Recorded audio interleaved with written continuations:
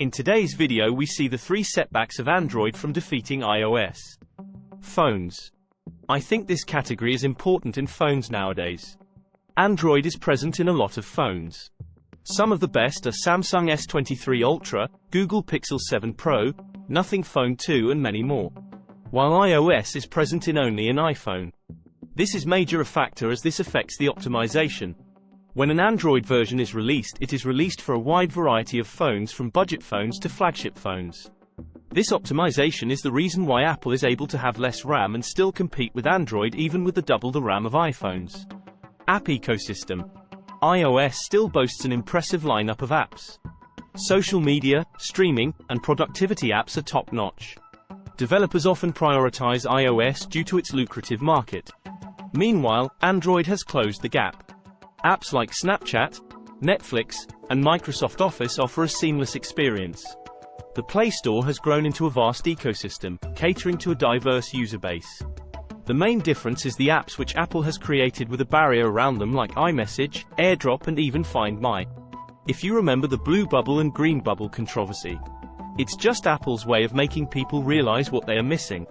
Even though this doesn't seem like a huge issue for many, but it is going to be an issue if your colleagues are having an iPhone. Especially when you consider the best-selling phones of 2022, the previous year where Apple had 8 out of 10 top-selling phones. Time disadvantage. The latest Apple device gets considerably more time to develop than a Samsung device. This is because Samsung released 52 models in the previous year, while Apple released 4 models. This is even more significant when you release that Apple released Plus, Pro and Pro Max of the 14 lineup, while Samsung had to release various phones in their various lineup.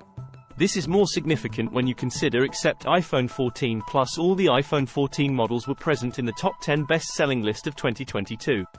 This is remarkable when you consider it only took the iPhone only 4 months to do this. Apple's flagship 14 Pro Max were more sold than the lower-end 14 and 14 Pro.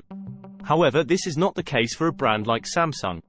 The only Android phones in that list was Samsung's Galaxy A13 and A03.